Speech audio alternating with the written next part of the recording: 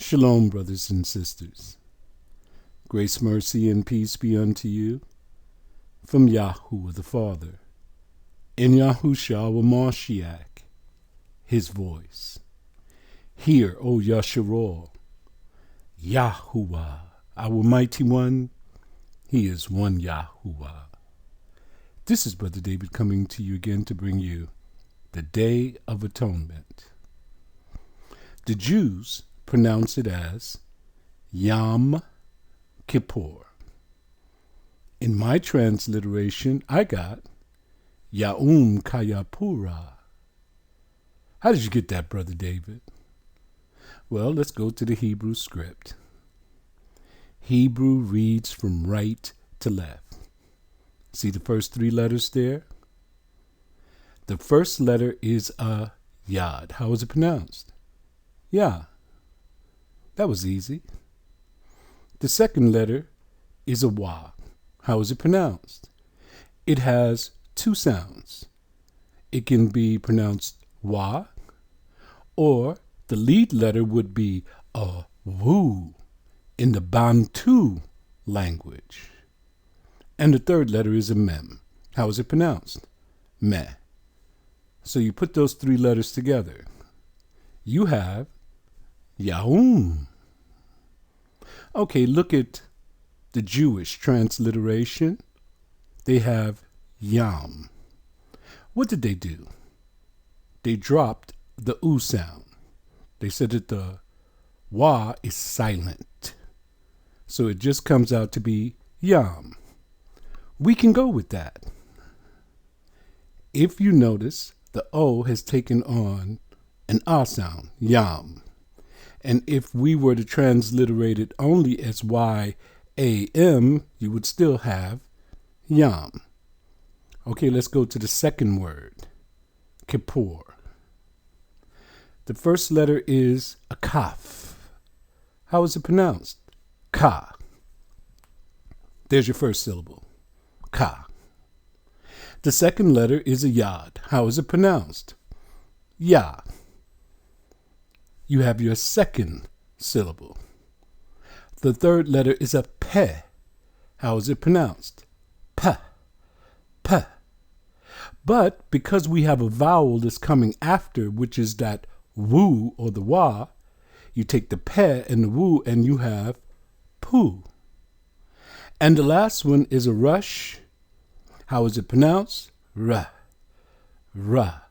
And if you put them all together, you have Kayapura. Now they have Yom Kippur. You do have the letters there. Do you see the I? The I replaces the Y.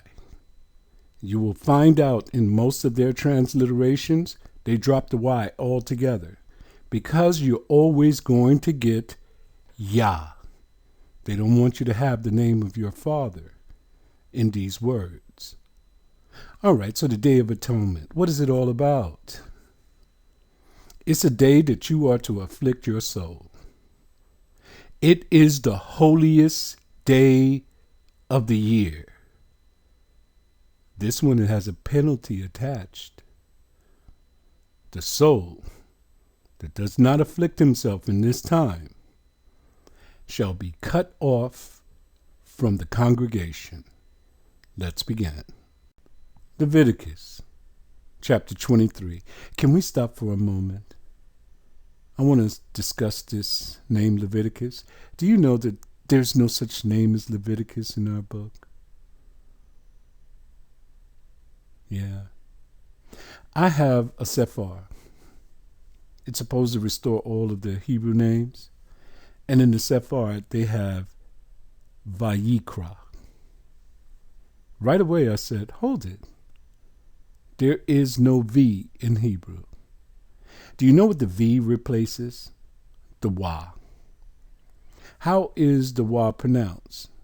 If you're speaking from the Bantu language, the lead pronunciation would be a Wu. And the second pronunciation would be a Wa. So, where did they get an L in Leviticus or a V in Vayikra? So I went through the process and transliterated myself. I'll just tell you what I got, and you can go in and do the process and check to see if I got it right. I got Uya Kara or Wa Ya Kara. That doesn't sound anything like Leviticus or Vayikra. Totally different. You know their intent was to wipe the name of your father out of this book. So every time you see any name that has Yah in it, you can expect that they're going to replace it. All right, so what about Levi?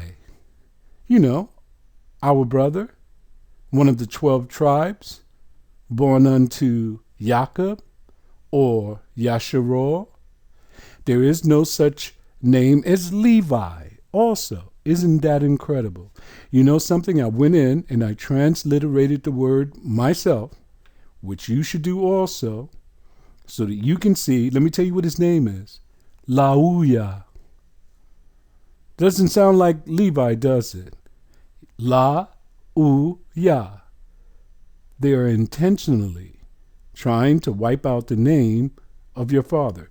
Your book tells you that all your enemies will be found liars. When you learn the process of translation, transliteration, go through the Strongs and check every word, they'll never be able to fool you again.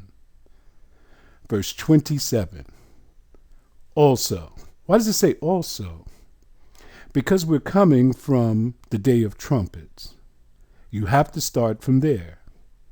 Also, on the 10th day of this 7th month, there shall be a day of Kayapura, atonement. All right, so it's the 7th month on the 10th day. From the day that you blow the trumpets, that's day 1. You count, you come to day 10, and you have your day of atonement. It shall be a holy convocation unto you. Can you have a holy convocation? No, you can't.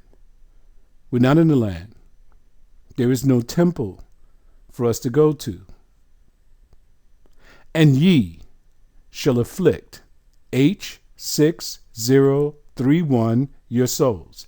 I want you to look up H6031. You will not find the word fast there. And offer an offering made by fire unto H3068. That name is Yahuwah. Who do you offer this offering to? Yahuwah. You can't offer it to your pastor, can you? You can't offer it at all today because there's no temple. Well, we don't have to, because we have an high priest that is in the heavenly realms, making continual intercession on our behalf. His name is Yahusha. He is our advocate. He has already satisfied this offering that you were to make by fire unto Yahuwah. Verse 28. And ye shall do no work in that same day. That day, no work. It didn't say serve all work. It says no work at all. You cannot go to work that day, nor can you work in your house, nor can you do anything. For it is a day of Kayapura, atonement, to make a Kayapura atonement for you before H3068, Yahuwah, your H430, Elohim. How would that read? Yahuwah, the supreme power of the Elohim. Verse 29. For whatsoever soul, listen carefully. If you got a soul, which you do, for whatsoever soul it be that shall not be afflicted in that same day, he shall be cut off from among his people. That means even your children must afflict themselves on this day. Verse 30. And whatsoever soul it be that doeth any work in that same day, pay attention, brothers and sisters, the same soul will I destroy from among his people. Oh, so if you don't afflict yourself, you're going to be cut off from amongst the congregation. If you go to work or do any work, he says, I will destroy you from amongst your people. Verse 31. Ye shall do no manner of work. Why is he repeating himself? Because we're a stiff-necked people. We're disobedient children. He has to repeat himself over and over again just so it can get in our heads. It shall be a statute forever throughout your generations in all your dwellings. Even in the kingdom, you're going to have to do this. Get your practice in now. Verse 32.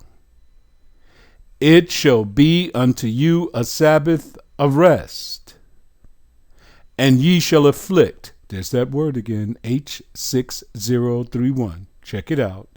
Your souls. Okay. Now he's going to give you the time frame. This is how important it is. He wants to make sure that you got it right. In the 9th day of the month, at even, what month? The 7th month.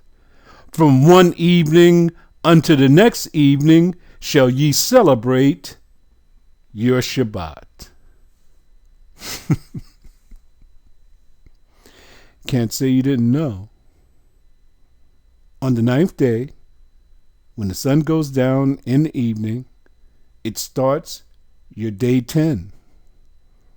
So you see, your day starts in the evening, not during the morning time or 12 noon or whatever people are trying to say. These laws tell you exactly when your day starts. So you can follow men who are coming with these foolish predispositions, or you can follow what the scripture says. You start in the evening, you end in the evening. You are to afflict your souls. Okay. So let's go over this. Let's do a little recap. What day is it? On the 10th day. You start your count from the day you blow the trumpets. That's the first day. When you come to day 10, you're going to start from the evening of day 9 to the evening of the 10th day. You have completed your fast. Okay. Brother David, you said afflict yourself. You didn't say anything about a fast. Well, it doesn't say fast, but the number one form of affliction is to turn down your plate, not to eat. The ancients, our ancestors, when they were looking for an answer from Yahuwah, they put on sackcloth.